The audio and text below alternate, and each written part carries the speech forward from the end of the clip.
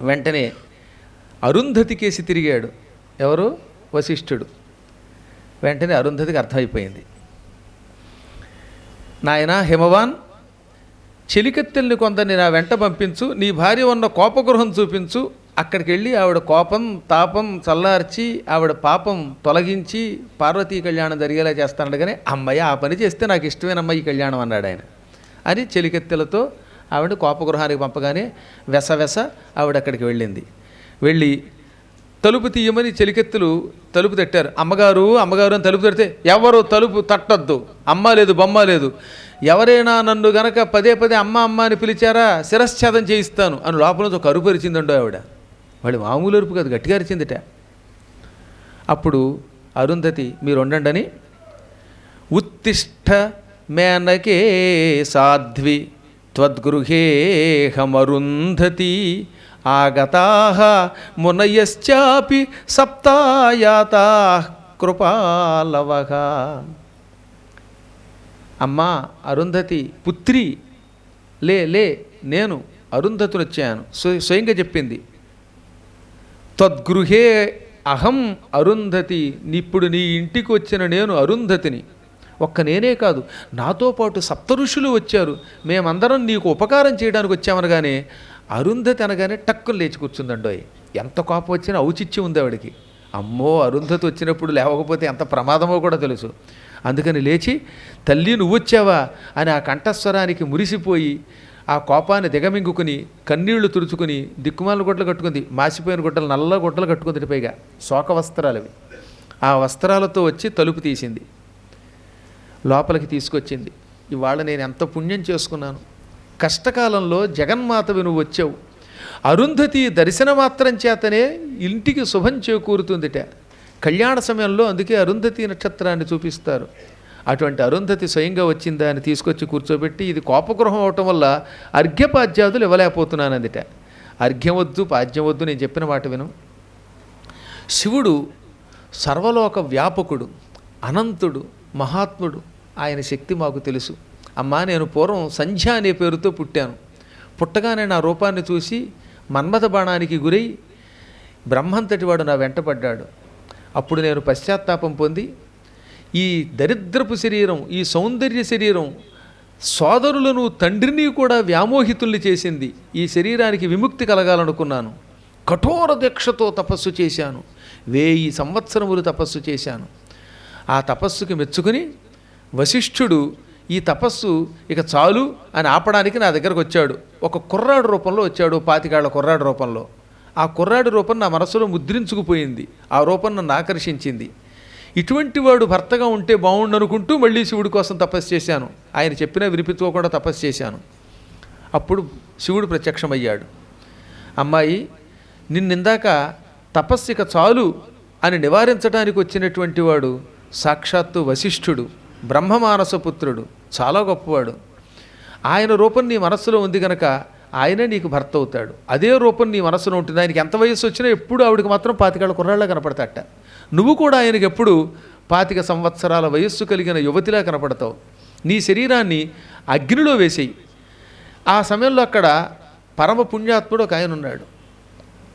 ఆ మహానుభావుడైన ఋషి ఒక గొప్ప యజ్ఞం చేస్తున్నాడు. ఆయన చాలా గొప్పవాడు. ఆయన ఆ ఋషీశ్వరుడి యజ్ఞగుండంలో నువ్వు పడిపో. నీ శరీరం కాలిపోయి నెయ్యిలాగా చొర చొర చొర చొర కరిగిపోతుంది. ఆ తదనంతరం నీ శరీరం 3 భాగాలు అవుతుంది. ఒక భాగం అరుంధతి అనే పేరుతో కొత్త రూపం ధరిస్తుంది, సంధ్యా శరీరం పోయి.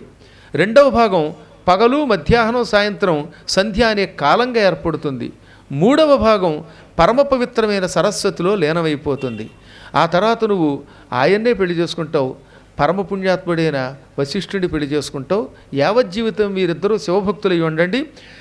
ఎవరైనా జీవితంలో ఒకసారి కాకపోతే ఒకసారైనా విడిగా ఉంటారట భార్యాభర్తలు. కానీ మీ ఇద్దరూ ఎల్లవేళలా అతుక్కుని తిరుగుతారు. మీ ఇద్దరిని ఎవ్వరూ విడదీయలేరు అని శివుడు వరం ఇచ్చాడు. అప్పుడు నేను నా రూపాన్ని చూచి నా భర్త వశిష్ఠుడు తప్ప ఇంకెవరైనా కామం పొందితే వాడు వెంటనే నపుంసకుడైపోవాలి, ఈ వరం ఏమన్నది. శివుడు తథాస్తు అన్నాడు. అందుకే అరుంధతిని ఎవడైనా కామదృష్టితో చూస్తే వెంటనే నపుంసకుడైపోతాడు. ఇంకా కొంతమంది అయితే మృత్యువు కూడా పొందుతారు. ఈ కథ అంతా చెప్పి అంత వరమిచ్చినవాడు సకల లోకారాధ్యుడు బ్రహ్మకి విష్ణువునికి కూడా ఆ శివుడి తత్వం ఎవరికీ అర్థం కాదు. అనేక ఆభరణాలుండి వైరాగ్యం ఉన్నట్టు నటిస్తాడు. ఆయనే ఐశ్వర్యవంతుడు, ఆయనే అనీశ్వరుడు, ఆయనే సంపత్స్వరూపుడు, ఆయనే అసంపత్స్వరూపుడు. అన్నీ మాయలు ఆయనవి. ఆయన వంటి వైరాగ్యవంతుడు ఆయన వంతుడి రాగి లేడు. రాగి విరాగి ఆయనే, కామి నిష్కామి ఆయనే. నీకు దివ్య దృష్టి ఇస్తున్నాను, ఒక్కసారి చూడు అని తన చేత్తో ఆవిడ కంటిని అలా నిమిరిందిట. వెంటనే ఆ కళ్ళకి మహాసౌందర్యవంతుడైన శివుడి రూపం కనపడింది. ఆకాశమంతెత్తున్న ధగ ధగ వెలిగిపోతున్న బంగారపు కిరీటం, ఆ కిరీటానికి నవరత్నములు తాపడం చేయబడి ఉన్నాయి. అటువంటి కిరీటం ధరించాడు ఆయన. ఆయన శరీరానికి పాములు లేవు, అన్నీ సర్వాభరణాలే, అన్నీ అమూల్యాభరణములే. సువర్ణాభరణములకు నవరత్నాలు తాపడం చేయబడ్డాయి. అటువంటి ఆభరణములు ధరించి ఉన్నాడు ఆయన. కోటి మన్మధుల లావణ్యమును మించిన లావణ్యం అది. ఏ మన్మధుడు ఆయన దగ్గర సరిపోడు. మన్మధుని సౌందర్యం ఆయన కాలి గోరికి సాటిరాదట. అందుకే కోటి కందర్ప, కోటి కందర్పులకు కూడా కందర్పుడు ఆయన. అంతటి సౌందర్యం కలిగిన వాడు మన్మధుడు ఆయన. మన్మధుడి పాలిటి మన్మధుడు అనమాట. అంతటి అందగాడు ఆయన. ఆ సౌందర్యం, ఆ వైభవం, ఆ లావణ్యం, ఆ ప్రభుత్వం, ఆ అధికారం, ఆ మహామహిమ ఒక్క క్షణకాలం ఆవిడ కళ్ళకు కనబడి అంతలోనే మాయమైపోయింది. ఎక్కువసేపు చూపించాడు ఆయన, క్షణకాలం చూపించాడు ఆయన. ఆవిడకి మతిపోయింది. ఏమండి నేను ఎక్కడున్నాను అన్నది. నువ్వు ఇక్కడే కోపగృహంలోనే ఉన్నావు, నేను అరుంధతినే, నువ్వు మేనవే అనగానే ఇది కనికట్టు కాదు కదా, ఇంద్రజాలం కాదు కదా, మాయ కాదు కదా, శివుడు అంతటి సంపద కలిగినవాడా, అంతటి మహిమ కలిగినవాడా అంది. అసలు నాకు ఇంకా ఏమనాలో తెలియట్లేదండి. ఇంత అపూర్వమైన దృశ్యం చూసి ఇదంతా నిజమేనా అంటుంది ఏమిటి మళ్ళీ. ఇదే మాయ. పర్వతరాజు భార్య అయిపోయింది. ఆ పర్వత లక్షణం ఏమైనా వచ్చిందేమో, కొండబండ గుండె అయిపోయిందేమో, బండలా అయిపోయిందేమో గుండె.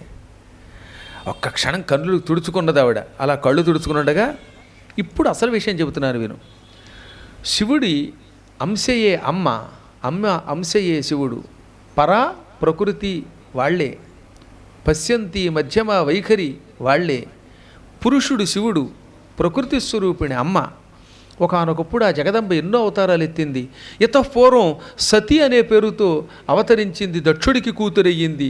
దక్షుడి కూతురు కనుక దాక్షాయణి అన్నారు. ఆ కాలంలో సతి అనే పేరుతో శివుడికి భార్య అయ్యింది. దక్షుడి పొరపాటు వల్ల శరీరం విడిచిపెట్టింది. నువ్వు హిమవంతుడు భక్తితో ఆవిడ్ని ప్రార్థిస్తే, ఉపాసిస్తే మీ ఇద్దరికీ కూతురుగా పుట్టింది. పార్వతి అని, శైలజ అని, హైమవతి అని, గౌరీ అని ఇన్ని పేర్లు పొందింది. అటువంటి జగదంబ నువ్వు అవునన్నా కాదన్నా శివుడికే పత్ని అవుతుంది. శివస్య పత్నీయం శైలజన్మని జన్మని కల్పే కల్పే బుద్ధిరూప జ్ఞానినాం జననీపురా. జాయతే స్మ సదా సిద్ధ సిద్ధిదా సిద్ధిరూపిణి సత్యా ఆస్తి చితా భస్మ భక్త్యా ధత్తే హరస్వయం.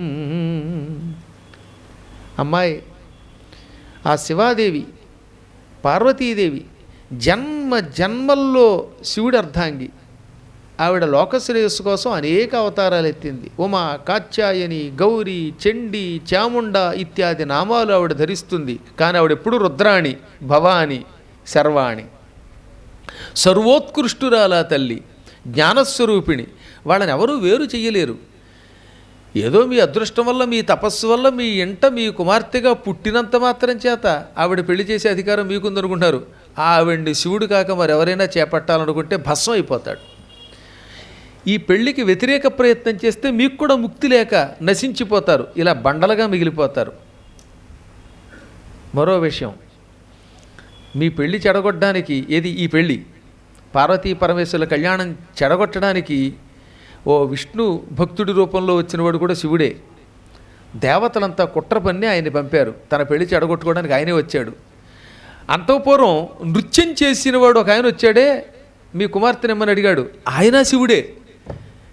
మహామాయాస్వరూపుడైన శివుడు ఈ విధంగా తానే వచ్చి తన పెళ్లి చెడగొట్టుకున్నాడు. దేవతలకు ఒక విషయం తెలియదు. హిమవంతుడు పార్వతీ కళ్యాణం చేస్తే శాశ్వతంగా కైలాసానికి వెళ్ళిపోతాడు, భూలోకంలో హిమవత్ పర్వతం ఉండదని వాళ్ళు అనుకుంటున్నారు.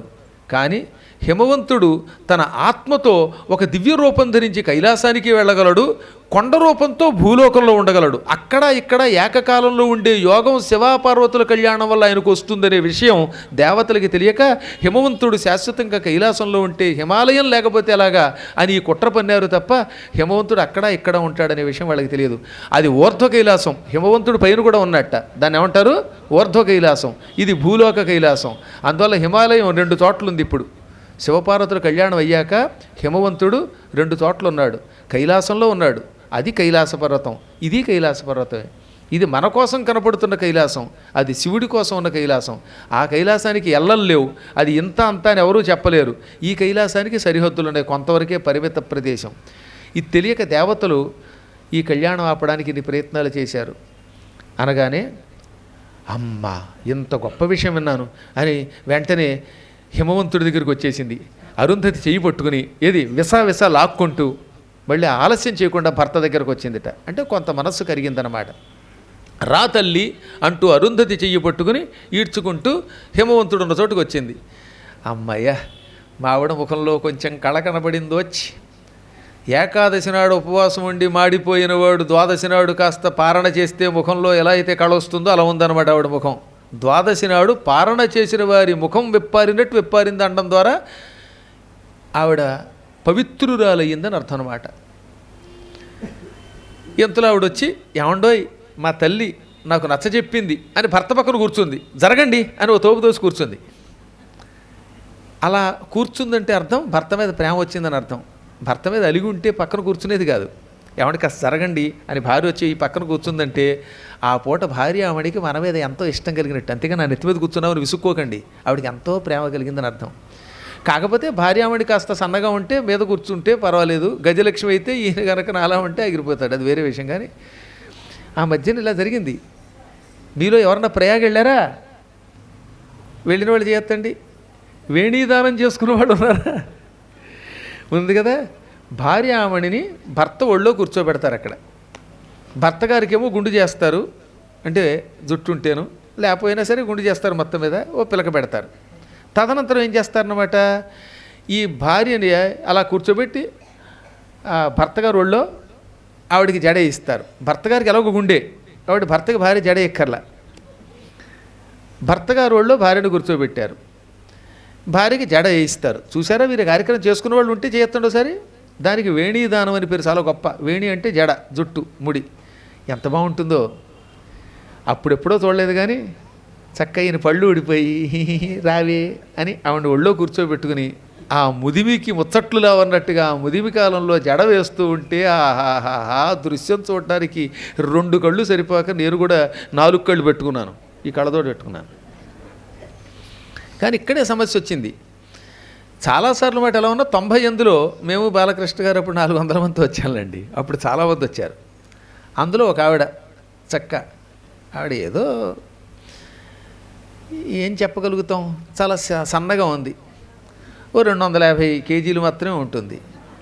భర్త గారు మాత్రం నాకు వల్ల ఒక 25 గ్రాములు 50 గ్రాములు బరువు ఉంటాడు. ఆ ఒళ్ళో కూర్చోవాలి. ఒళ్ళో కూర్చుంటే అలాగా, అంటే హాస్యం కోసం కాదు కానీ నిజంగా పాపం కొన్ని కష్టాలు ఉంటాయి కదా. అప్పుడు పంతులు గారు చెప్పారనమాట, తొడ మీద కూర్చుంటే ఆ తర్వాత నీ జీవితంలో లేవో అని ఆ పక్కన ఒక స్టూల్ వేసి స్టూల్ మీద కూర్చోబెట్టారు. సాధ్యమైనంత వరకు ఇలా సులభోపాయాలు కూడా ఉంటాయి. కాబట్టి ఎవరైనా కుదిరితే, ఇప్పుడు కశ్యప్ గారు అయితే కూర్చోబెట్టుకోగలుగుతాడు, ఆవిడ పుల్ల, ఈయన కొంచెం ఎల్లా ఉంటాడు కనుక ఎవడ పెడితే వాడు అలా కూర్చోబెట్టుకోలేడు కనుక. కానీ వేణిదానం చాలా మంచిది, మంచి కార్యక్రమం అనమాట.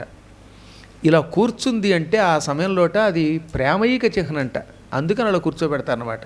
సరే స్టూల్ మీద కూర్చుందా, తొడ మీద కూర్చుందా, అలాగే దగ్గరకు వచ్చి పక్కన కూర్చుంటుందంటే ఆ సమయంలో ఆవిడకి ముచ్చట కలిగిందని అర్థం. అప్పుడు తిరస్కరించకూడదు, తిరస్కరిస్తే అది కూడా దోషం అన్నారు. ఎందుకో చెప్పారు పెద్దలు, వాళ్ళ మాట వినాలి. అందుకే ఆవిడ కూర్చోగానే హిమవంతుడు సంతోషంగా స్థానం ఇచ్చాడు.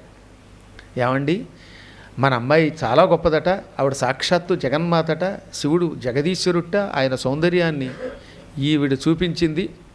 అమ్మాయినిచ్చి పెళ్లి చేయడానికి ఏమైనా మీకు అభ్యంతరమా? ఏదో ఆయనకి అభ్యంతరం ఉన్నట్టుగా మీకు ఏమైనా అభ్యంతరం ఉందా, ఏమిటి చెప్పండి అంది. మళ్ళీ ఆయన మీదకి గంటుతోందనమాట. అప్పుడు అరుంధతి నాయన హిమవంతుడా, మీ ఆవిడ చాలా తెలివైంది, అన్నీ విని మళ్ళీ ఇక్కడికి వచ్చి ఇవ్వచ్చంటారా అని నిన్ను అడుగుతోంది, మళ్ళీ నీ మీదకి గంటుతోంది అనమాట నెపం. మంచి చెడు నీ మీదకు తొయ్యాలని. పూర్వం అనరణ్యుడు అని ఒక రాజు ఉండేవాడు. ఆయన ఇంద్రసావర్ణి అని పేరు కలిగిన 14వ మనువు వంశంలో పుట్టాడు. మనువుల్లో ఆఖరి వాడి పేరు భౌత్యుడు, ఆయనకి ఇంద్రసావర్ణి అని కూడా పేరు. వరుసగా స్వయంభవ మనువు, సారోచిషుడు, ఉత్తముడు, తామసుడు, రైవతుడు, చాక్షుషుడు, వైవస్వతుడు, సూర్యసావర్ణి, మేరుసావర్ణి, దక్షసావర్ణి, రుద్రసావర్ణి, బ్రహ్మసావర్ణి, రౌత్య, భౌత్య అని మనువులు. ఈ భౌత్య మనువుకి ఇంద్రసావర్ణి అని కూడా పేరు అన్నమాట. చాలా గొప్పవాడు ఆయన. ఈ భౌత్యుడి యొక్క వంశంలో అనరణ్యుడు అని ఒక రాజు పుట్టాడు. ఈ అనరణ్యుడికి బంగారం లాంటి భార్య, వాళ్ళకి 100 మంది కొడుకులు. ఆ కొడుకుల తరువాత పద్మ అని పేరు కలిగిన ఒక అమ్మాయి పుట్టింది. ఆవిడ లక్ష్మీదేవి యొక్క అంశతో పుట్టింది, లక్ష్మీ స్వరూపిణి, పరమ సౌందర్యవతి పద్మ. ఒకసారి ఆవిడ ఓ ప్రాంతానికి తీర్థయాత్రకు వెళ్ళింది, చెలికెత్తెలతో కలిసి తీర్థయాత్రకు వెళ్ళింది. ఆ ప్రాంతంలో పెద్ద కొలను కనపడింది. ఆ కొలనులో జలక్రీడలాడడం మొదలెట్టింది. అక్కడికి ఎవరు పడితే వాళ్ళు రారు, కాపలా భటులు చుట్టూతో ఉంటారు, మధ్యలో కొలను ఉంటుంది. అక్కడికి వెళ్ళి చెలికెత్తులతో హాయిగా సుఖంగా జలక్రీడలు ఆడుకుంటున్నారు వాళ్ళు, జలకాలాటల్లోనే పాడుకుంటూ. సరిగ్గా ఆ కాలంలోనే పిప్పలాదుడు అని పేరు కలిగిన ఒక మహర్షి ఉన్నాడు. ఈ పిప్పలాద మహర్షి చాలా కాలం తపస్సు చేసి చేసి ముసలాడైపోయాడు. పూర్తిగా ఎండిపోయింది శరీరం, అస్థిపంజరం మిగిలింది. చర్మం ఇలా వేళ్లాడిపోయింది, కిందకి ఇలా చర్మం కొంతమందికి వేళ్లాడిపోతుంది, లోపల మాంసం ఉండదు, ఎండిపోయిందనమాట. ఏదో పాము కూసం వేళ్లాడినట్టు వేళ్లాడిపోయింది. గెడ్డాలు కిందకు వచ్చేసాయి, మీసాలు కిందకు వచ్చేసాయి, చేతులు కాళ్ళు వణికిపోతున్నాయి ఆయనకి. ఈ పిప్పలాదుడు ఆ అడవిలోనే తపస్సు చేసేవాటి, ఈ పద్మ స్నానం చేసే చోటే. ఆయన అంత పూర్వం అడవిలో దర్భల కోసం వచ్చాడు. ఒక గంధర్వుడు, విశ్వావసుడు అని పేరు కలిగిన గంధర్వుడు తన భార్యలతో అక్కడ క్రీడించడం చూశాడు, సరదాగా తిరగడం చూశాడు. మతిపోయింది దీనికి. ఇంతకాలం కఠోర దీక్షతో బ్రహ్మచర్య దీక్షతో తపస్సు చేశాను, గృహస్థాశ్రమంలో ఉన్న ఆనందం నాకు తెలియలేదు. ఈ విశ్వావసుడు ఎంత అదృష్టవంతుడు, 14 మంది భార్యలతో హాయిగా తిరుగుతున్నాడు.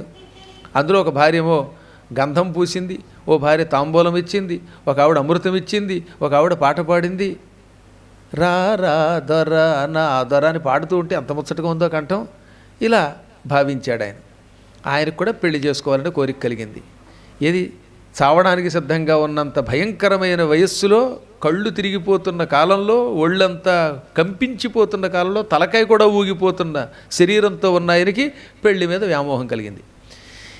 ఈ వయస్సులో నాకెవరు పిల్లనిస్తారు అనుకుంటూ ఈ ఉద్యానవనంలోకి వచ్చాడు. ఋషులను పూర్వం ఆపేవారు కాదు మునులు. అందువల్ల కాపల వాళ్ళు కూడా ఈ పద్మ స్నానం చేస్తున్న చోటుకి ఆయన వస్తున్నా పట్టించుకోలే. అందులో ముసలాడు ఆయన వస్తే నష్టం ఎట్లు అనుకున్నారు వాళ్ళు. ఋషులను ఆపకూడదు, అందులో బాగా ఓవర్ రిటైర్డ్ ఈయన అనుకుని వదిలేశారు. ఆయన స్నానం చేస్తున్న పద్మని చూశాడు, మతి పోగొట్టుకున్నాడు. ఏమి సౌందర్యం ఇది, మహాద్భుత సౌందర్యం, ఇటువంటి స్త్రీని భారీగా పొందినవాడు అదృష్టవంతుడు కదా అనుకుని ఆ పక్కనున్న కాపల వాళ్ళని ఎవరీమే అన్నట్ట. అనరణ్యసుతేయం వై పద్మానామ రమాపరా.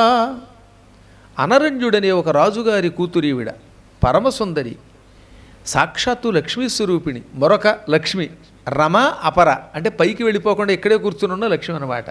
ఈవిడ సుందరి, పద్మ పేరు. అనగానే ఓహ్ నా అదృష్టం, ఈ పద్మని పెళ్లి చేసుకుంటే బాగుంటుంది అనుకున్నట్టు ఆయన. వెంటనే అనరణ్య మహారాజు గారి దగ్గరికి వెళ్ళాడు. అనరణ్య ఇలా రా అని గర్జించాడు. ముసలాయన కంఠం చాలా గట్టిగా ఉందండి. కొంతమందికి క్రమంగా గొంతు ఏడుపు వచ్చినట్టుగా వస్తుంది, గొంతుకు పోవడం వల్ల దానిలో ఇప్పుడు మీ అందరికీ తెలుసు ఇలా మారిపోతుంది, గొంతు కీచుకొంత అయిపోతుంది. అందులో మరీ ముసలితనం వచ్చేస్తే వణుకు కూడా వస్తుందన్నమాట. అదృష్టవశాత్తు ఇక్కడ తాతయ్య గారు గొంతు చూడండి, ఆయన ఒక పాట పాడండి మీరు, ఒకసారి వినిపించండి చూస్తాను. అదేం పాట పాడతారు? గురు మహారాజ్ అని పాడతారు. ఆయనకి 75 ఏళ్ళు అంటే ఎవడు నమ్మడం. భగవంతుడు ఆయనకు వరం ఇచ్చాడనమాట, చాలా బాగా పాడతాడు ఆయన. కొంతమంది అదృష్టం, భగవంతుడి యొక్క వరం, నిత్యం హరినామస్మరణం చేస్తారు ఆయన. హరినామస్మరణం చేసేవాడికి గొంతుకు పోదు, పోయినా వచ్చేస్తుంది మధ్య మధ్యలో. దిక్కుమాలిన ఇడ్లీయో చట్నీయో తినడం వల్ల గొంతుకు పోయినా 10 రోజుల్లో సెట్ అయిపోతుండో హరినామస్మరణం చేసేవాడికి. కంఠంలో మాధుర్యం, సంగీతం ఒకళ్ళు నేర్పితే వచ్చేవి కాదు, భగవన్నామస్మరణ వల్ల వస్తాయి. అందువల్ల మీ కంఠం ఏం చేస్తారు, ఇప్పుడు కూడా భగవంతుడికి సమర్పించండి. పిచ్చి పిచ్చి పాటలు పాడకండి. పూర్వం పిచ్చి పాటలు కింద కనపడేవి, కానీ పిచ్చి పాటల్లో గొప్ప వేదాంతం ఉండేది. మన ఆత్మని దేంతో పోల్చారు చెప్పండి? ప్రాణాన్ని చిలకతో పోల్చారు. అందుకే ఆ చిలక ఎగిరిపోయింది అనేవారు, అవునా? మామూలు పాట కింద అనిపిస్తూ పూర్తి వేదాంత రహస్యంతో పాటలు రాశారా మన వాళ్ళు? పిచ్చి పాటలు రాశారా? ప్రాచీన కాలంలో ఎవరు రాసినా అంత అందంగా రాశారు. ఏదో అక్కడ పయనించే ఓ చిలుక పాట ఉంది, అంత గొప్ప అర్థం ఉన్న పాట ఎక్కడ కనపడుతుందా మీకు? ఆ రాసిన ఆయన సముద్రాల వారు, జూనియర్ సముద్రాల వాళ్ళంతా తపస్సు చేశారు, హరినామస్మరణ చేశారు. మహాద్భుత వైష్ణవోత్తముడండి జూనియర్ సముద్రాలు కానీ, వాళ్ళ తండ్రి సీనియర్ సముద్రాలు కానీ, వాళ్ళంతా గొప్పవాళ్ళు. పింగళి నాగేంద్రరావు గారు పాట రాశారంటే అమ్మవారి ఉపాసకుడు ఆయన. అందుకే పింగళి వారి ఏ సినిమాలో అయినా అమ్మవారు లేకుండా ఉండదు. ఆయన పాతాళ భైరవి, అందులో పూర్తి కథ, మాటలు, పాటలు అన్నీ ఆయనవి, అమ్మవారే ఉంటుంది. గుణసుందరి కథ, అందులో అమ్మవారే ఉంటుంది, శివపార్వతులు ఉండి తీరతారు. జగదేక వీరుని కథ మొత్తం అందులో మమ్ము కనుగొనవని అమ్మే స్వయంగా వచ్చి రక్షిస్తుంది, అందులో అమ్మవారి ఉపాసనే ఉంటుంది. మీరు చూడండి, భాగ్యచక్రం అందులోనూ అమ్మవారే ఉంటుంది. పింగళి ఉన్నాడంటే అక్కడ అమ్మవారు ఉన్నట్టే. అంటే వాళ్ళు అమ్మవారిని అంత ఉపాసించారు. అమ్మవారి ఉపాసన లేకుండా వాళ్ళు సినిమా కథ కూడా రాయలేదు, ఓ పాట కూడా రాయలేదు. అమ్మని ప్రార్థించకుండా ఉండలేదు వాళ్ళు అనమాట. అందుకని వాళ్ళు గొప్పవాళ్ళు అయ్యారు. ఓ మామూలుగా చూడడానికి ఏదో పాట, ఎవడో ఇల్లు కట్టుకున్నాడు, ఇల్లు పోయిందేమో అనిపిస్తుంది, కానీ అందులో ఎంత అంతరార్థం.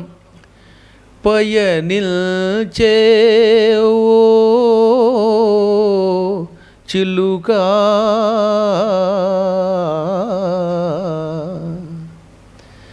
పయనిల్చే ఓ చిలుకా ఎగిరిపో పాడైపోయెనుగూడు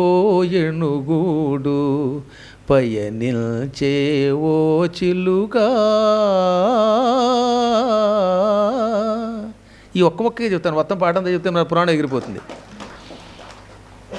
మన ప్రాణాన్ని, ఆత్మని చిలక అన్నారు. ఈ చిలక ఒక చోట ఎక్కడైనా ఉంటుందా? ఇది ఎప్పుడూ ప్రయాణిస్తుంది. ఈ శరీరం ముసలితనంలో ఏమైపోయింది? దీన్ని గూడు అంటారు. గూడు అంటే ఈ శరీరం అన్నమాట, అందుకే ఎముకల గూడు అది. ఈ గూడులో ఉన్న ఆత్మ ఇది పాడైపోయింది, ఇంకెక్కడికైనా వెళ్ళిపో, ఇవాళ ఈ శరీరం, రేపు ఇంకో చోటకి పో. చివరికి ఇంకలా ఈ గూళ్ళు వెతుక్కుంటూనే ఉంటుంది. ఏదో ఒకనాటికి ఈ గూడంతా విడిచిపెట్టి శాశ్వతంగా గూడులో ప్రవేశించిన చోటికి వెళ్ళాలన్నమాట. ఇందులో అంతరార్థం ఇది. చాలా నిగూఢమైన భావన, అందులో ఎక్కడ చూసినా అలాగే ఉంటుందన్నమాట. తత్వాల్లో అలాగే రాశారు. ఇల్లు ఇల్లని ఏవు, ఇల్లు నాదని ఏవు, నీ ఇల్లు ఎక్కడే చిలుక, ఊరికి ఉత్తరాన సమాధిపురములో కట్టె ఇల్లున్నదే చిలుక, కట్టె ఇల్లున్నదే చిలుక. ఎన్నాళ్ళు బ్రతికినా ఏమి సామ్రాజ్యమే, కొన్నాళ్లకో రామ చిలుక, కొన్నాళ్లకో రామ చిలుక. మూన్నాళ్ల ముచ్చటకు మురిసేవు త్రుళ్ళేవు, మూన్నాళ్ల ముచ్చటకు మురిసేవు త్రుళ్ళేవు, ముందు గతి కానవే చిలుక. కర్రలే చుట్టాలు కట్టెలే బంధువులు, కర్రలే చుట్టాలు కట్టెలే బంధువులు, వెంట ఎవరు రారు చిలుక, వెంట ఎవరు రారు చిలుక. మోసేరు నలుగురు వెంబడిని 10 మంది, మోసేరు నలుగురు వెంబడిని 10 మంది, నువ్వు కాలిపోయేదాకా కావలుదురుగాని కడకు తొలగొత్తురే చిలుక, వెంట ఎవరు రారు చిలుక, రామ చిలుక, రామ చిలుక. బుల్లి పాట. వీటిని తత్వాలు అనేవారు అన్నమాట, సన్యాసులు పాడుకునేవారు. ఇప్పుడు ఈ తత్వం గురదాడ అప్పారావు గారు రాశారు కన్యాశుల్కంలో, నాటకంలో. వాళ్ళు కవులంటే ఎంత అద్భుతమైన పాట అండి ఇది. ఏమన్నారు? ఇల్లు ఇల్లు అంటావు, ఇల్లు నాదంటావు, నీ ఇల్లు ఎక్కడ? చివరికి ఊరికి ఉత్తరంగా సమాధిపురం శ్మశానంలో ఉందిట. మన పెర్మనెంట్ హౌస్ ఎక్కడుందంటే శ్మశానం. ఇవేం పెర్మనెంట్ హౌస్లు కావు.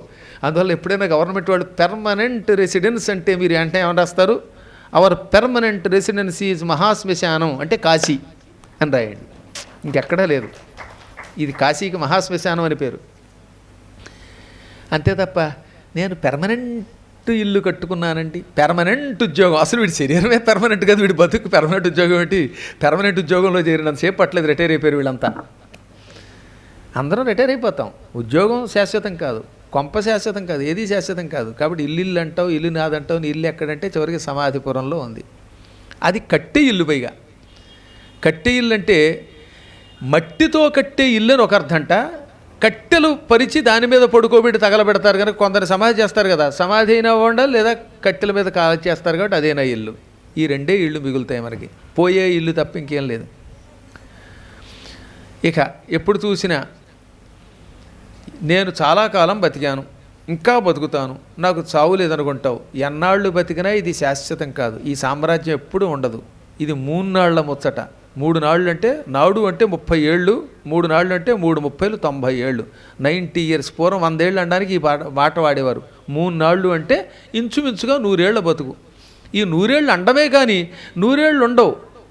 మామూలుగా 3 నాళ్ళు అంటే 3 రోజులు అని ఒక అర్థం, కానీ నిగూఢ అర్థంలో 3 30 90 అట. నాడు అనేది పాతకాలంలో వాడేవారు. అన్నమాచార్యుడు ఆ మొదలైన కాలంలో నాడు అంటే 30 ఏళ్ళకు వాడేవారు అన్నమాట. అలా కొంతకాలమే బతుకుతావు. ఈ సామ్రాజ్యం శాశ్వతం కాదు. బతుకున్నప్పుడు మంచి చేస్తే నలుగురు మోస్తారు, నలుగురు మొయ్యాలిగా, చివరికి తప్పదుగా. కనీసం నిన్ను అదేదో ఈ మధ్యకాలంలో కైలాసయాత్ర వైకుంఠయాత్ర అని ఓ రథం పెట్టారు, అందులో పడుకోబెట్టాలన్నా 3 మొయ్యాలి, ఒకడు మొయ్యలేడు కదా. చాపలో చుట్టి అవతల పారేయడం ధర్మం కాదు కదా. నలుగురు మొయ్యాలంటే నలుగురిని మంచి చేసుకో, అందరినీ మంచి వాళ్ళని చేసుకో. తగాదా పడక వాళ్ళతోటి. రోజు అందరినీ తిడితే మండిపోయి రేపు సత్యాగా మొహం చూడడానికి ఒకడు రాడు. కాబట్టి రోజు అందరినీ పొగిడామంటే, నాయన ఎంత మంచివాడివి తండ్రి అంటే రేపు పొద్దున చూడడానికి వస్తాడు. అలా పొగిడినా రావట్లేదు అనుకోండి, వాడ నైమిషారణ్యానికి రమ్మంటే రానివాడు రేపు పొద్దున పోయాక మోయడానికి వస్తాడని నేను నమ్మను. అయినా కనీసం మన ధర్మం పొగుడుదాం, కనీసం ప్రశంసిద్దాం, మంచి చేద్దాం. మంచి ఎప్పుడూ వేస్ట్ అవ్వదు, వ్యర్థం కాదు. నలుగురు మోస్తారు, వెనకో 10 మంది వచ్చేవారు వీడు మంచాడైతే. ఒక వ్యక్తి స్వర్గానికి వెడతాడో నరకానికి వెడతాడో ఎలాగో తెలుస్తుందో తెలుసా? ఓ రాజుగారు ఓ మంత్రి గారిని పిలిచారు. ఓ శవం పెడుతోంది. వాడు స్వర్గానికి వెడతాడా లేక నరకానికి వెడతాడో తెలుసుకోమంటే మంత్రి గారు అన్నారు, దీనికి నేను కాదండి, మా పని మనిషిని పంపుతానండి అన్నట్ట. ఈ పని మనిషి వెళ్ళింది. ఆ వచ్చిన ఆయన స్వర్గానికి వెడతాడండి అంది. రాజుగారికి మతిపోయి, మంత్రి నువ్వు చెప్పలేని ఈ మాట ఈ పని మనిషి ఎలా చెప్పిందంటే, ఆ పని మనిషిని అడగండి అన్నాడు మంత్రి గారు. అప్పుడు పని మనిషిని రాజుగారు అడిగారు. ఆ చచ్చినవాడు స్వర్గానికి కడతాడో ఇంకో నరకానికి కడతాడో తపస్సు చేసిన ఋషులు చెప్పలేరు, మేధావి మంత్రి చెప్పలేకపోయాడు, ఇంత మహారాజు నేను చెప్పలేకపోతున్నాను, ఇక్కడ పారాయణ చేసిన వాడు చెప్పలేకపోతున్నారు, నువ్వెలా చెప్పావే ఇంట్లో అంట్లు తవ్వుకునేదని అంటే, దానికి ఎంత ఆలోచించాలా మహారాజా. ఆ చచ్చిపోయిన వాడు వెంట పెడుతున్న వాళ్ళంతా దేవుళ్ళు లాంటి మనిషి అండి, ఎంతమందికి ఎంత సాయం చేశాడండి, అన్నదానం చేశాడండి, గృహదానం చేశాడండి అని పొగుడుతున్నారు. ఇంతమంది ప్రశంసలు అందుకున్నవాడు స్వర్గానికి కడక నరకానికి కడతాడా? 2 రోజుల క్రితం ఒకటి తెచ్చాడు, అప్పుడు విన్నాను నేను, దరిద్రుడు మా డబ్బంతా కొట్టేశాడు, పాపాత్ముడు అని అందరూ తిట్టుకుంటున్నారు వాడిని, వాడు నరకానికి పోతాడు. 10 మంది రోజు తిట్టుకున్నారంటే వాడు నరకానికి పోతాడు, 10 మంది పొగిడారంటే వాడు స్వర్గానికి కడతాడు. ఇదే ధర్మం అంటే. కాబట్టి 10 మంది ప్రశంసలు అందుకునే మంచి కార్యక్రమాలు చేయాలి. అప్పుడు కూడా వస్తారు వాళ్ళు. కూడా వచ్చినంతసేపు ఏడుస్తూ ఉంటారు అనమాట. అయ్యయ్యో ఈ పద్మాకర్ గారు ఎంత మంచివాడు, ఎన్ని పురాణాలు చెప్పాడు, 18 పురాణాలు, పరమ పుణ్యాత్ముడు. ఆయన ఎప్పుడూ కూడా దిక్కుమాల ఇడ్లీ సాంబారు ఒక్కనాడు తినలేదు, మన మాత్రం తినమన్నాడు. ఆయన ఎప్పుడూ నడిచి వెళ్ళాడు ఘాట్ రోడ్లలో, మనం పడవెక్కి వెళ్ళాం. మనం లిఫ్ట్లో పెడితే ఆయన మెట్లు ఎక్కి వెళ్ళాడు పాపం. అంత మంచివాడు. ఎటొచ్చి ఎటుపోయినా ఆయన బెర్త్ ఒక్కటే మనం కొట్టేయలేదు తప్ప మిగతావన్నీ మనం ఆయన ఎర్త దగ్గర దాన్ని కొట్టేశాం. ఇలా ఇంతమందికి ఇన్ని ఉపకారాలు చేసి పురాణాలు చెప్పిన ఆయన మహానుభావుడని కొంతమంది అని అంటారు. కనీసం ఈ భామామణి గారు లాంటి వాళ్ళు అలాంటి పుణ్యాత్ములు నన్ను కొంతమంది పొగడకుండా ఉంటారా? నా నమ్మకం మీరు అందరూ పొగుడుతారని. అప్పుడు గ్యారంటీగా వైకుంఠానికి కడతాను. ఇవి ఎలా ఉన్నా ఇన్ని పురాణాలు చెప్పాక ఎవడు పొగిడినా పొగడపోయినా నాకు ఈ జన్మలో వైకుంఠం గ్యారంటీ. అది నాకు విష్ణువు చెప్పాడు, శివుడు చెప్పాడు, అమ్మవారు చెప్పింది. నేను వైకుంఠానికి వెడతాను. నాతో పాటు వచ్చేవాళ్ళు అందరూ చేయెత్తేశారు అప్పుడే. మీ అందరికీ కూడా 100 ఏళ్ళు నిండాక ఇప్పుడు కంగారు పడిపోకండి. ఇప్పుడు ఇలాంటి కుర్రాడు పెళ్ళో అని గజగజలాడిపోతున్నాడు. పెళ్ళో ఒకటి నాతో వైకుంఠానికి వస్తే మళ్ళీ వైకుంఠంలో నేను ఎక్కడ సంబంధం వెతుకుతాను? కాబట్టి 100 ఏళ్ళు ఆఫ్టర్ 100 years వాడికి 100 ఏళ్ళు నిండిన తర్వాత అప్పుడు వాళ్ళ కోసం అక్కడ రట్టే పెడతాను, బెర్త్ అనమాట. నేను ముందెడితే మీ అందరికీ భవిష్యత్తులో సీట్ అట్టే పెడతాను. కానీ ఒకవేళ మీలో ఎవరైనా కొంచెం పెద్ద వయస్సు ఉన్నవాళ్ళు ముందెడితే మాత్రం నా సీట్ అక్కడ. నా కోసం అట్టే పెట్టండి, అందులో దూరిపోకండి. నేను అక్కడికి వచ్చాక కూడా విష్ణు వింటూ ఉండగా పురాణం చెప్పాలని నా కోరిక. భగవంతుడైన నారాయణుని సన్నిధానంలో భాగవతం అక్కడ చెబితే వైకుంఠంలో ఎంత బాగుంటుంది. ఎందుకని నేను శరీరం విడిచిపెట్టాక ఎవరిలో కలిసిపోతానో మీకు తెలుసు. ఎవరిలో? నారదుడిలో. నారదుడికి మాత్రమే వైకుంఠంలో పురాణం చెప్పే యోగం. నేను నారద వంశతో పుట్టాను, వాడి నారదుడిలో కలిసిపోతాను. అప్పుడు మీరు కూడా వచ్చి పురాణం విందురు. కానీ అలా వినే యోగం కలగాలని నోటితోనే కోరుకోండి. సత్యం సత్యం పునఃసత్యం. భగవంతుడు మనకి ఇస్తాడండి అది. అంతేగాని మనకి ఎక్కడొస్తుంది స్వర్గం అనుకోకండి. దిక్కుమాలిన మాట అసలు వాడకండి. ఒక ఆయన ఉండేవాడు ఎప్పుడును, పద్మాకర్ గారు మనం ఎక్కడ పేస్ అవుతామండి, మనమని నన్ను కలిపేవాడు. పైగా పోనీ వాడు దిక్కుమాలి వాడు పేస్ అవ్వకపోతే పేస్ అయిపోయాడు, మనం ఎక్కడ పేస్ అవుతామని వాడు. ఒరే అలా అనకరా, నేను గ్యారంటీగా పేస్ అవుతాను రా బాబు, నువ్వు పోతే పోయావు అనేవాడు అనమాట. పాపం భీమవరంలో నాతో పాటు డిఎన్ఆర్ కాలేజీలో చదువుకున్నాడు. అప్పుడు మాకు సుబ్బరాజు గారు లెక్చరర్ అనమాట. ఆ సుబ్బరాజు గారు అనేవారు, Padmakar first class gold medalist అయ్యా బాబు, ఆయనతో నువ్వు పోల్చుకుంటావు ఏమిట్రా అని. అలవాటు అయిపోతుంది అనమాట. ఇప్పుడు మన అమ్మాయా అన్నాడు ఒకడు, ఎవడో వచ్చి అక్కడ అమ్మాయి ఉంటే మన అమ్మాయి ఏమిటది. అంతేత ఇలాంటి పిచ్చివాగుడు ఆకూడదు. హాయిగా మంచి మాటలే మాట్లాడాలి. గ్యారంటీగా పాస్ అవుతాం, గ్యారంటీగా వైకుంఠానికి కడతాం, ముక్తి పొందుతాం, ఇలా అనుకోవాలట. దానివల్ల లాభం ఉంది. వచనే కాదరిద్రత, మాటకి దరిద్రం ఏముంది, డబ్బు ఇవ్వలేకపోతే ఇవ్వలేకపోయో. శుభం కోరుకోవాలన్నమాట. అలా బలం గురోహ్ ప్రవర్ధత. అందువల్ల ఇప్పుడు ఎందుకు ముసలాయన వచ్చాడు. పద్మ అనేటటువంటి ఆవిడని ప్రేమించిన ఆయన పిప్పలాదుడు అనరుణ్యుడి దగ్గరికి వచ్చి మహారాజా అని గట్టిగా పిలవగానే మహారాజు గారు కంగారు కూడా వచ్చేట భార్యా సమేతంగా. ఏమిటి మహాత్మా ఇలా వచ్చావు, ముందు కూర్చో అని కూర్చోబెట్టి ఏం కావాలని అడిగితే, నేను నీ కుమార్తె పద్మని ప్రేమించాను, ఆమెను నాకు ఇచ్చి పెళ్లి చేస్తే సంతోషంగా నీకు అల్లుండవుతాను. కాదు కూడదు అంటే నా తపశ్శక్తితో నిన్ను నీ వంశాన్ని అందరినీ భస్మం చేసి పారేస్తాను. అన్యథా భస్మసాత్ సర్వం కరిష్యామి క్షణేనచ, క్షణకాలంలో మీ రాజ్యాన్ని కూడా బూడిద చేసేస్తాను అన్నాడు. పోనీ పెళ్లి చేయని అడగడం ఒక ఎత్తు, లేదంటే బూడిద చేస్తానన్నాడే. దాంతో వణికిపోయాడు రాజుగారు. ఏం చేయాలో తెలియక పురోహితుడిని పిలిచాడు. పురోహితుడు వచ్చి, ఏమంటే ఈయన చాలా గట్టివాడండి, ఈయన సంగతి మాకు తెలుసు, ఏదైనా ఒక వస్తువును చూపించి ఇది బూడిదంటే ఇది బూడిదైపోతుంది, లేదా గాడిదంటే గాడిదైపోతుంది, ఈయన సృష్టికి ప్రతి సృష్టి చేయగలిగే తపశ్శక్తి కలిగినవాడు, ఆయన అడిగితే కాదనకూడదు, ఇచ్చేయి అన్నట్ట. దాంతో రాజుగారు బెంగెట్టుకున్నాడు. బంగారం లాంటి కూతుర్ని, కేవలం 18 సంవత్సరాల వయస్సు ఉన్నావిడ చావడానికి సిద్ధంగా ఉన్నవాడికి ఎలా ఇచ్చి పెళ్లి చేస్తాను, చెయ్యకపోతే అందరూ నాశనం అయిపోతాం అని ఏడుస్తూ, పురోహితులు వారి మాట కాదనలేక భార్య సోదరులు అందరూ కూడా ఏడుస్తూ ఉండగా, ఏది ఈయనకి 100 మంది కొడుకులు కదా, వాళ్ళు ఏడుస్తున్నారట చెల్లినిచ్చి పెళ్లి చేయటం ఏమిటని. ఇంకా భార్య అయితే ఏడుస్తోంది.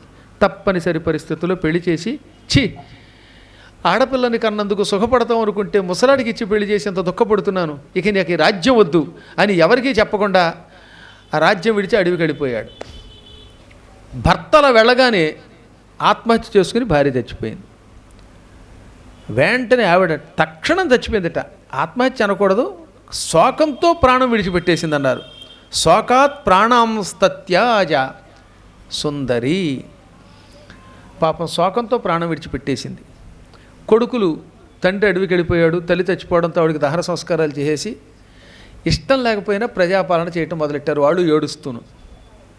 ఈ కథ వింటున్న మేనా హిమవంతులు ఒక క్షణం వణికిపోయారండి. అసలే ఈ గందరగోళం మధ్యలో ముసలాడికి ఇచ్చి పెళ్లి చేసిన కదే మళ్ళీ ఇక్కడ చెప్పడం. అసలే శివుడు అంటే వాళ్ళకి లోపల ఏదో బెరుకు, ఆ బెరుకు టైంలో వీళ్ళు ఒక అడ్డంగా నరికారు. అందుకని ఏమైందండి తర్వాత అని ఏడుపు మొహంతో అడిగింది మేన. అంటే శివుడికి ఇచ్చి పెళ్లి చెప్పితే ఆయన భస్మం చేస్తాడా, లేకపోతే రేపు పొద్దున శివుడు కూడా ఇలా ముసలాడా ఏమిటి, ఇంత ఆలోచనలో పడిపోయిందనమాట ఆవిడ. అప్పుడు మళ్ళీ వశిష్ఠుడు తక్కిన కథ చెప్పాడు. అరుంధతి వశిష్ఠుడు ఇద్దరు కలిసి చెబుతున్న కథ. అరుంధతి సగం, వశిష్ఠుడు కొంచెం చెప్పేవారు. భార్యాభర్తలు కొందరు ఉంటారండోయ్, భార్య మాట్లాడుతూ ఉంటే మధ్యలో భర్త గారు తర్వాత కథనే చెప్తానండి అంటారు. ఇద్దరు ఒకేసారి మాట్లాడకుండా ఉంటే కొంతనేమనుకోండి. అలా కొంత కథ భార్య, కొంత కథ భర్త చెబితే అసలు పురాణం చెప్పేవాడికి అలసటే ఉంటుంది. ఓ అరగంట నేను, అరగంట వేణి గారు, తర్వాత అరగంట మళ్ళీ నేను, ఆ తర్వాత ఆవిడే చెబితే పొద్దునుంచి సాయంకాలం దాకా పురాణం మేమే చెప్పేస్తాం, వినేవాళ్ళు యోగం. కానీ ఈ ఇద్దరు అలా చెప్పడం మొదలెట్టారు. ఇప్పుడేమో ఇందాక అరుంధతి చెప్పింది, ఇప్పుడు వశిష్ఠుడు చెప్పడం మొదలెట్టాడు.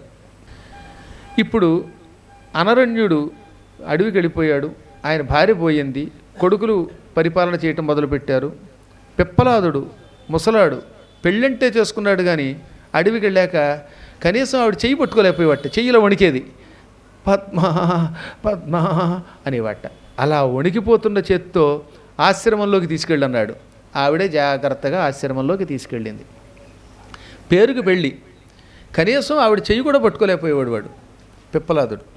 రోజు ఆయనకి వేడి నీళ్లు పెట్టాల్సి వచ్చేది. అడవిలో నీళ్లున్నా ఆ నీళ్లు పట్టుకొచ్చి కాచి ఆయనకి స్నానం చేయించేది. గట్టిగా నీళ్ళు వస్తే చర్మం ఊడిపోయేది, అందుకని జాగ్రత్తగా స్నానం చేయించేది. మెత్తని గుడ్డతో తుడిచేది. చాలా కష్టపడి మహా సేవ చేసింది. ఆయనకి ఎప్పుడూ నిద్ర పట్టదు. ఈ కొంతమంది ముసలాళ్ళకి నిద్ర పట్టదు. అటువంటి వాళ్ళతో ఒకే రూములో ఉంటే చాలా యాతన అండోయేది. అసలు కుర్రాళ్ళు కూడా కొంతమంది 3ంటికి లేచిపోయి 2ంటికి లేచిపోయి చప్పుళ్ళు చేస్తూ ఉంటారు, గందరగోళం చేస్తూ ఉంటారు బాబోయ్. మరికొంతమంది అయితే ప్లాస్టిక్ కాగితాలు కవర్లు తెచ్చుకుంటారు గదిలో. తెల్లవారుజామున 2ంటి దగ్గర ఆ ప్లాస్టిక్ కాగితాలు సర్దుతూ ఉంటారు. ఏముంటుందో 5-6 బ్రష్ కోసం వెతికి ఇంకో దానికి వదిలి ఇది రైల్లో పడుతూ ఉంటాం అనమాట. దాంతో ఒళ్ళు మండిపోయి ఈ మధ్యన ఫ్లైట్లో వస్తుంది కారణం అదే కొంత.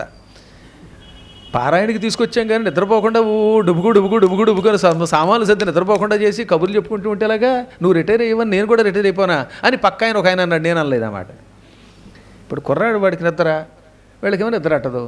వీళ్ళు మధ్యలో 12ంటికి లేచి ఎంతాక వచ్చిందండి రైలు, ఎంతాక వస్తేనే రైలు ఎన్నింటికి రావాలో అన్నింటికి వస్తుంది. అది మధ్యాహ్నం 3ంటికి కానీ వారణాసి రాదు. మధ్యలో నిమిషానికి వచ్చి ఎందాక వచ్చింది అంటే ఎంత దాకా వస్తే నువ్వు రైల్లో దిగుతావు మధ్యలో, నీకేమిటి లాభం చెప్పు.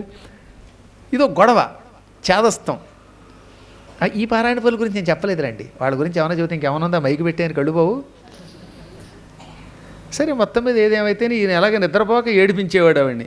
మధ్య మధ్యలో గురక అండం, పైగా గురక పెట్టానా పద్మ, ఏది గురక ఇంత పెట్టి. ఈ గురక పెట్టే వాళ్ళతో ఇదో సమస్య బాబోయ్. గురక పెట్టి నేనెక్కడ గురక పెట్టానంటారు, వీడియో తీసి చూపించాలి వాళ్ళకి. మళ్ళీ ఈ గందరగోళంతో ఆవిడికి నిద్ర ఉండేది కాదు. అయ్యా నేను చెప్తాను చాలా పెద్ద కథ, అదంతా చెబితే ఏడాదైనా పట్టదు. చాలా ఏడిపించేశాడు ఆయన. ఈ అనరణ్యుడి కూతురు పద్మ ఎంత సుకుమారంగా పెరిగిందో పిప్పలాదుడు అంత ఏడిపించాడు. గురక ఆవిడికి నిద్ర పట్టదు. ఎప్పుడు కాళ్ళు ఒత్తు అంటాడు, ఎప్పుడు వేడినీళ్ళు స్నానం చేయించంటాడు, ఒళ్ళు నొక్కు అంటాడు, గట్టిగా నొక్కితే నొక్కేమని గట్టిగా అంటాడు. ఈ విధంగా ఆవిడ్ని 1 సంవత్సర కాలం పాటు చాలా పీడించాడు. పేరుకు పెళ్ళి, కానీ ఆ జీవితంలో అలాంటి నరకం ఎవరు అనుభవించరు. ఆవిడ అంత సేవ చేసిందిట, భక్తితో సేవ చేసింది. ఇట్లుండగా ఒకనాడు ఒక పరమసుందరాకారుడు వచ్చాడు అక్కడికి. ఏం అందగాడండి ఆయన. వచ్చి, పద్మ నీవు అనరణ్యుడి కూతురివని నాకు తెలుసు, నీ జాతకం నాకు తెలుసు. ఎంత దురదృష్ట జాతకం నీది. ఈ దిక్కుమాలను ఇక్కడ కాదు, ఇక్కడ ఎవరికి చెయ్యి చూపిస్తున్నాను ముసలాడు అనుకునే కోసం ఆయన చాలా పడితే ఆయన. ఈ ముసిలివాడిని కట్టుకుని ఏం సుఖపడతావు. ఆయనకు ఒళ్ళు సరిగ్గా లేదు, కళ్ళు తిరుగుతాయి, మధ్య మధ్యలో కోపిష్టి తిడుతూ ఉంటాడు, పాపిష్టివాడు. అటువంటి వాడిని విడిచిపెట్టి పరమసుందరుణ్ణైన నన్ను స్వీకరించు, నీ అదృష్టం బాగుపడుతుంది. నా సౌందర్యం చూసావా, మన్మధుణ్ణి మించిన సౌందర్యం నాది, మంచి అధికారం ఉన్నది, సంపదలున్నాయి అనగానే ఆవిడ, నాయన నేను పరమపతివ్రతని, దుర్మార్గుడైన క్రూరుడైన ముసలివాడైన దిక్కులేనివాడైన దరిద్రుడైన ఆయనే నా భర్త. సమే భర్త సమే గతి, అతడే నా భర్త, అతడే నా గతి. మళ్ళీ మారు మాట్లాడకుండా ఇక్కడి నుంచి వెళ్ళిపోయింది. మళ్ళీ ఈయన తిన్నగా ఉండడుగా. ఆడవాళ్ళకి కొంచెం చేదస్తం ఉంటుందిట, అందుకే చెబుతున్నాను. ఈ ముసలివాడితో నీకేం సుఖం ఉండదు, డబ్బు లేదు, గృహం లేదు, సుఖం లేదు, శాంతి లేదు, పైగా సేవ. ఇది సరిపాక ఆ దిక్కుమాల శ్లేష్మని నీ మీద పడుతుంది వాడు మాట్లాడినప్పుడల్లా. ఆ తుమ్ములు, ఆ తుంపరలు భరించలేవు. నన్ను పెళ్లి చేసుకుని పట్టాభిషిక్తురాలివై ఈ ప్రపంచాన్ని పాలించు. 2-3 సార్లు విందావిడ. పోతావా శపించనా అంది, అయినా పోలేదు ఆయన. నేను జగన్మాతనని గ్రహించు, నేను పరమపతివ్రతని తల్లిని, అటువంటి నన్ను పెళ్లి చేసుకుంటానంటావా మూర్ఖుడా. మాతరం మాం స్త్రియో భావం కృత్వా ఏన బ్రవీషి భవిష్యతి క్షయస్తేన కాలేన మమ శాపతః. నేను తల్లిని, పరస్త్రీని తల్లిలా చూడవలసిన వాడివి నువ్వు ఎవడో మహారాజువా. రాజు ఇలాంటి పనులు చెయ్యొచ్చా. ఇదే నీకు నా శాపం. పదే పదే నన్ను పెళ్లి చేసుకోమని అడిగావు గనక నువ్వు కాలంతో క్షీణించిపో, క్షయరోగం పొందు అన్నది. నువ్వు క్షయరోగం పొంది క్షీణించిపో అంది. వెంటనే ఎదురుగుండా ఉన్న ఆయన వణికిపోయాడు. ఆయన ఇంతకీ ఎవరు? యమధర్మరాజు, ధర్మదేవత. ఈ రూపంలో వచ్చి ఆవిడ పరీక్షించాడు. పరీక్షించడానికి వచ్చి ఇలా అయిపోయాడు ఆయన. ఆయన యమధర్మరాజుగా మారిపోయి ఒక క్షణం వణికిపోయి ఆగు ఆగు తల్లి అంటుంటేనే శాపం పెట్టేసింది అప్పటికే ఆవిడ. అమ్మా, నేను నీ భర్త పంపగా వచ్చిందాన్ని. నేను నా అంతట్రాలా, నీ భర్త పంపగా వచ్చాను. నీ భర్త ముసలాళ్ళలా కనపడుతున్నాడు కానీ అంత తపస్యాలు ఉండడు. కేవలం నిన్ను పరీక్షించాడు ఆయన. ఈ ఏడాది కోపిష్టి వాళ్ళ ముసలాడిలో వణిగిపోతున్న వాళ్ళగా. లేకపోతే భస్మం చేయగలను నీ కుటుంబాన్ని అన్నవాడు తన శరీరం బాగు చేసుకోలేడా? నీ భర్త దేవతలు నిన్ను పరీక్షించమన్నారు. నా కర్మగాలి ఆ పరీక్ష నా మీద పెట్టారు. అది నా కర్మగాల్చింది, నాకు శాపాన్ని ఇచ్చింది. నేను ధర్మదేవతని, పరస్త్రీని మాతృమూర్తిలో చూసేవాడిని. అటువంటిది నేను నిన్ను వరిస్తానా? వరిస్తే మాత్రం భరిస్తానా? ధర్మమూర్తి గొప్పతనం నీకు తెలియదా? ధర్మానికి క్షయం కలగాలి అని శపించావు. ధర్మం క్షీణించిపోతే లోకాలు నాశనమైపోతాయి. చూసావా? కాబట్టి నన్ను అనుగ్రహించు. పైగా నేను ఎవరిని అనుకుంటావు? స్వయం ప్రదాత సర్వేభ్య సుఖదుఃఖవరాన్ క్షమ సంపదం విషదం యోహి నమస్తస్వై శివాయహి. నేను సమస్త లోకులకి ధర్మానికి అనుగుణంగా సుఖదుఖాలు ఇచ్చేవాణ్ణి. అటువంటి నేను ఇదంతా శివమాయ అనుకుని శివుడికి నమస్కరిస్తున్నాను. ఆ శివుడి వల్లే క్షణంలో సుఖాలు వస్తాయి, క్షణంలో దుఃఖాలు వస్తాయి, సంపదలు వస్తాయి, కష్టాలు వస్తాయి అనగానే ఆవిడ జాలి పడిపోయింది. అయ్యయ్యో, ఎంత పెద్ద పొరపాటు! ధర్మదేవతకి శాపం ఇచ్చానా? ఇది పరీక్ష అనుకోలేదు. క్షణం కూడా నేను కోపాన్ని నిగ్రహించుకోలేకపోయాను. అందుకే కోపం మహాపాపం అన్నారు. మహాత్మా, నీవెంత గొప్పవాడివో నాకు తెలుసు. ఈ ప్రపంచమంతా నీ వల్లే నడుస్తున్నది. ధర్మం తప్పితే ప్రపంచాన్ని ఎవరినైనా ఏమాత్రము క్షమాగుణం లేకుండా శిక్షించే నిన్ను సమవర్తి అంటారు. యముడికి సమవర్తి అని పేరండి. తప్పు చేస్తే కొడుకును కూడా శిక్షిస్తాడు, భార్యను కూడా శిక్షిస్తాడు. ఎవడన్నా తప్పు చేస్తే నరకం నుంచి ఆయన ఏమీ బెయిల్ ఇచ్చి పంపడాయన. ఎవరికైనా ఒకటే శిక్షట. అంత కఠోరంగా ఉంటాడు ఆయన. మన వాళ్ళకి మళ్ళీ పక్షపాతాలు లేవు. ఎవరి మీదైనా ఒకే భావంతో ఉండే నిన్ను సమవర్తిని శపించాను, చాలా పొరపాటు. అయినా ఇప్పుడు శాపాన్ని మారుస్తున్నాను. శాపాన్ని వెనక్కి పూర్తిగా తీసుకోలేను, కొంచెం మారుస్తున్నాను. సత్యే పూర్ణశ్చతుష్పాద పౌర్ణమాస్యాం యథాశశి. కృతయుగంలో 4 పాదాల ధర్మం పరిఢవిల్లుగాక. ఓ ధర్మదేవత, కృతయుగంలో నువ్వు 4 పాదాలతో పూర్ణిమ నాడు చంద్రుడు ప్రకాశించినట్టు ప్రకాశిస్తావు. శుక్లపక్షంలో చంద్రుడు ఏమవుతాడు? దినదిన ప్రవర్ధమానుడు అవుతాడు. అలాగే కృతయుగంలో 4 పాదాల ధర్మం దినదిన ప్రవర్ధమానం అవుతుంది. అప్పుడు అన్ని శుభాలే. ఇక త్రేతాయుగంలో ఒక పాదం నశించి ధర్మం క్షీణించి 3 పాదాలతో నడుస్తుంది. నువ్వు బాగానే ఉంటావు. ఒక ధర్మం మాత్రమే 3 పాదాలతో నడుస్తుంది, ఒక పాదం ధర్మం నశిస్తుంది. అదే ద్వాపరయుగంలో 2 పాదాలతో నడుస్తుంది. ఇక కలియుగంలో 3 కాళ్ళు ధర్మం నశించి 1 పాదం మీద కలి నడుస్తుంది. ఇంకా విశేషం చెప్పాడు ఏమిటో తెలుసా? కలిశేషే అఖిలాశ్చన్నా భవిష్యంతి తవాంఘ్రయ. కలియుగం ప్రారంభంలో 1 పాదం అండోయ్. ఇప్పుడు మొదటి పాదం కదా కలియుగం. కలియుగంలో ప్రథమ పాదంలో ఉన్నాం. ఇప్పుడు ధర్మదేవత 1 కాలుతో నడుస్తున్నాడు. కాబట్టి ఎంతో కొంత ధర్మం ఉంది కాబట్టి మీరు పురాణం వినడానికి వచ్చారు. ఈ కలియుగం చివరికి వస్తేట పూర్తిగా చిన్నాహ చతుష్పాదాహ భవిష్యంతి. నీ 4 కాళ్ళు నాశనం అయిపోతాయి. ఇక అప్పుడు పూర్తిగా ధర్మం నశించిపోతుంది. అప్పుడు ఎక్కువ కాలం ఉండం. ఈ ప్రపంచమే నాశనం అయిపోతుంది. తిరిగి మళ్ళీ కృతయుగం ఏర్పడుతుంది. ఈ విధంగా ఎప్పటికప్పుడు ధర్మం పెరుగుతూ క్షీణిస్తూ మళ్ళీ పెరుగుతూ మళ్ళీ తరుగుతూ ఉంటుంది. ధర్మదేవత యొక్క ధర్మపాదములు క్షీణిస్తాయి, మళ్ళీ అభివృద్ధి పొందుతాయి. నువ్వు మాత్రం అలాగే ఉంటావు అని వరం ఇవ్వగానే శాహభాష్, నీవు ధర్మదేవతకి ఇచ్చిన శాపాన్ని మార్చావు, యుగధర్మాలు ఇచ్చావు, పైగా నన్ను అనుగ్రహించావు, నా పరీక్షలో నెగ్గావు. కాబట్టి ఈ క్షణమే నీకో వరం ఇస్తున్నాను. ఇదిగో చూడు, నీ భర్తని నిన్ను ఏం చేస్తున్నానో అని వాళ్ళిద్దరి దగ్గరికి వచ్చి చేత్తో అలా నిమరగానే వెంటనే ఈ పిప్పలాదుడు ముసలాడు చావడానికి సిద్ధంగా ఉన్నవాడు సరిగ్గా 18 సంవత్సరాల నుంచి 22 సంవత్సరాల మధ్యలో ఉండే యువకుడు ఎలా ఉంటాడో అలా యువకుడిగా మారిపోయాడు. పద్మ కూడా అలాగే మారిపోయింది. కలియుగాంతం వరకు మీరిద్దరూ ఇలాగే నవ యువ దంపతులుగా ఉంటారు. మీకు ఎప్పుడు ముసలితనం రాదు. హాయిగా తిరగండి, సుఖంగా తిరగండి. పిప్పలాదా, నీ భార్య యొక్క పాతివ్రత్యం వల్ల నీకు కూడా వరం ఇస్తున్నాను. నువ్వు ఈ రోజు నుంచి నదులలో, సముద్రాల్లో ప్రవేశించు. అందులో స్నానం చేసేవాళ్ళంతా నీ పేరు మీదుగా నీకు ఆహారం ఇస్తారు. పిప్పలాదాత్ సముత్పన్నే కృత్యే లోకభయంకరి మృత్పిండంచ వయాదత్తం ఆహారార్థం ప్రకల్పితాం అని స్నానం చేసేవాళ్ళంతా నీకు ముందుగా ఇంత మట్టి ఇస్తారు. ఈ మట్టిని లేక రాయిని, ఇసుకని ఆహారంగా సేకరించుకుని వాళ్ళని అనుగ్రహించు. వాళ్ళు కూడా నీలాగా కుర్రవాడు కుర్రదిగా ఉండేలా చెయ్యి. అనగా వాళ్ళకి శాశ్వతంగా కైవల్యం ప్రసాదించు. ఈ భూలోకంలో ఉంటే ముసలాడే అవుతాం. అదే స్వర్గం వంటి ఉత్తమ లోకాలు కడితే వార్ధక్యం ఉండదు. వాళ్ళకి అలాంటి సద్గతులు ప్రసాదించు అనగా వాళ్ళు సంతోషించారు. చాలా కాలం హాయిగా ఆశ్రమంలో సుఖంగా జీవించారు. ధర్మదేవత అనుగ్రహం పొందారు. ఆ తదనంతరం పిప్పలాదుడు తన భార్యా సమేతంగా నదుల్లో కూడా ప్రవేశించాడు. ఇంత గొప్ప కథ నీకు చెప్పాం. చూసావా, పిప్పలాదుడికి ఆనాడు పద్మ భార్య అయితే వాళ్ళ జాతకాలు మారిపోయాయి. ఆ పద్మ లక్ష్మీ స్వరూపిణి అయితే అమ్మవారి స్వరూపిణి శివ.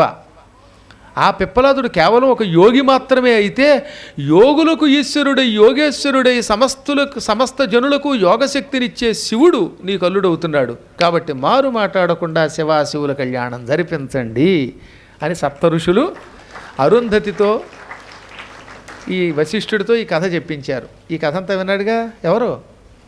హిమవంతుడు. మీరు విన్నారుగా. మరి హిమవంతుడితో పాటు పక్కన ఎవరు విన్నారు? మేన. వాళ్ళు ఏం చేశారో తెలుసుకుందాం. అప్పుడే 5 రోజులు గడిచిపోయింది. తక్కిన 2 రోజుల్లో ఈ కళ్యాణ కార్యక్రమం పూర్తి చేద్దాం. ఇంకా కేవలం 2 రోజులు మిగిలింది. ఈ 2 రోజుల్ని సద్వినియోగం చేసుకోండి. రోజు మీరు మంచినీళ్ళు తాగుతున్నారుగా. ఈ మంచినీళ్ళు మనకి ఇస్తున్నది శివుడు. ఎవరు? శివప్రసాద్ గారు. చెన్నైలో పరమభక్తులు వారు. వారి తల్లి పద్మావతి గారు, తండ్రి గారు హరనాథ్ గుప్తా గారు. చాలా గొప్ప దంపతులు వాళ్ళు. తల్లిదండ్రులకు ఎంతో సేవ చేస్తూ ఇలా ధర్మకార్యాలు ఎన్నో చేస్తున్నారు.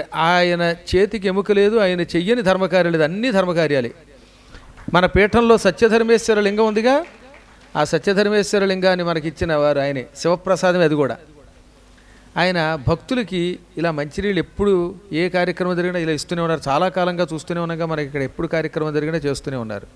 ఒకటి కాదు, గురువుగారికి అత్యంత ఆత్మీయ శిష్యులు. కాబట్టి శివప్రసాద్ గారి కుటుంబం బాగుండాలని మీరు అందరూ మనస్ఫూర్తిగా కరతాళధ్వని చేయండి. ఏకాదశి పూట, అవునా? వారనే కదా ఈ కార్యక్రమంలో పాల్గొన్న అందరికీ కూడా ఏ బంధాలు లేనటువంటి పూర్ణేశ్వరి తీర్థ యొక్క సంకల్పంతో నడుస్తున్న ఈ కార్యక్రమం మీ అందరికీ గ్రహణస్రార ఫలితం కూడా ఇస్తున్నది. భవిష్యత్తులో కూడా ధర్మం తప్ప అధర్మం తప్పకుండా మనల్ని ఈ కార్యక్రమం నడిపించుగాక.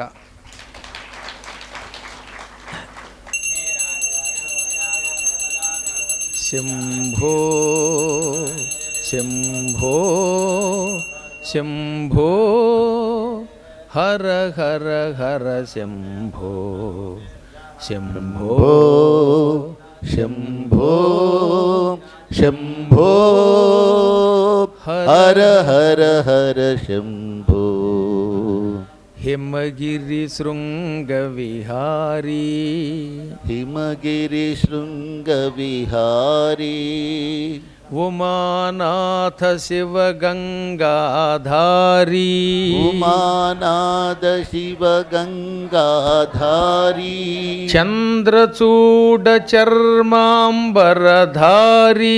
చంద్రచూడ చర్మాంబరధారీ ఈశ గిరీశ పురారీ శంభో హర హర హర శంభో శంభో శంభో శంభో హర హర హర శివ శివ అక్షయలింగా శివ శివ అక్షయలింగా శివ శివ అక్షయలింగా అక్షయలింగా మహాలింగ స్మర గర్వ విభంగా స్మర గర్వ విభంగా దక్ష శుభంకర కరుణాపాంగా శుభంకర కరుణాపాంగ వృషభ తురంగ శుభంగా శంభో హర హర హర శంభో శంభో శంభో శంభో నమః పార్వతీపతే హర హర మహాదేవ.